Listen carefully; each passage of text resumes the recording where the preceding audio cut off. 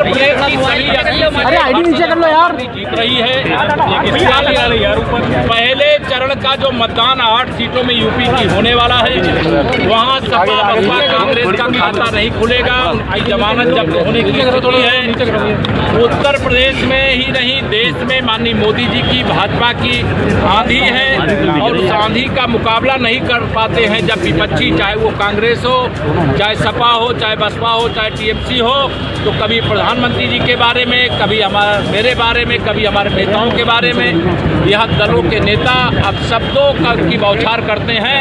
लेकिन मैं एक ही बात कहता हूँ, तुम गाली दो, जनता उसका जवाब कमल का बटन दबा करके देगी, कमल का फूल खिला करके देगी। भाजपा के प्रत्याशियों को भारी मतों से जिताकर और सपा बसपा कांग्रेस के प्रत्याशियों की जमानत जब्त करा करके अखिलेश यादव और राहुल गांधी की प्रेस कॉन्फ्रेंस थी, उन्होंने कहा कि भाजपा 150 आ रही है और अंडर करंट पूरे देश में पड़ रहा है। अगर उनको भविष्यवाणी नहीं पता है तो 2014 में जो उन्होंने भविष्यवाणी किया था उसका क्या हुआ?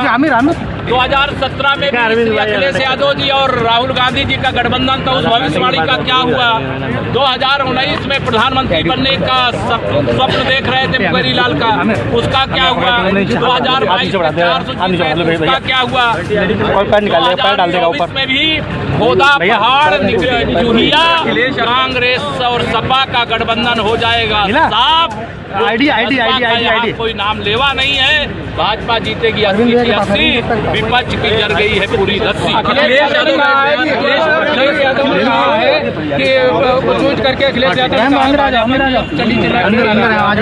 देखिए, मैंने अभी बता दिया ना, 4 चुनाव में अगर उन्होंने जो दावे किए थे उसमें एक भी सच हो जाता तो उनकी बात मान लेते।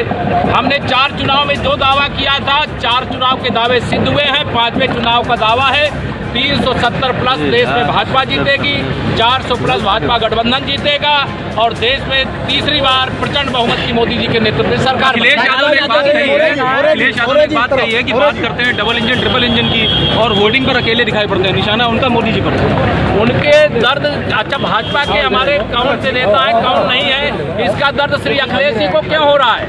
हमारे एक ही नेता है लोकसभा के चुनाव में, माननीय नरेंद्र मोदी जी, उनके नेतृत्व में चुनाव लड़ रहे हैं और हम सब आज अगर देश और प्रदेश में सरकार चला रहे हैं, माननीय नरेंद्र मोदी जी के कुशल मार्गदर्शन चला रहे हैं और इससे परेशान ना हो अखिलेश यादव जी।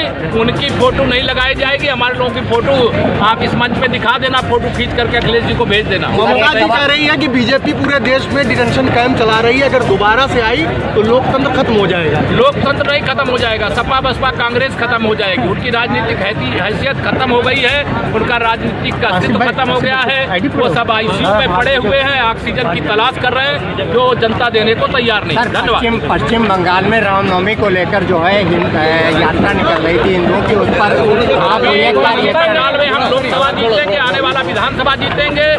हर मंदिर में रामनवमी भविष्य में मनाई जाएगी और ममता दीदी की शानदार वहाँ की जनता विदाई करने को तैयार।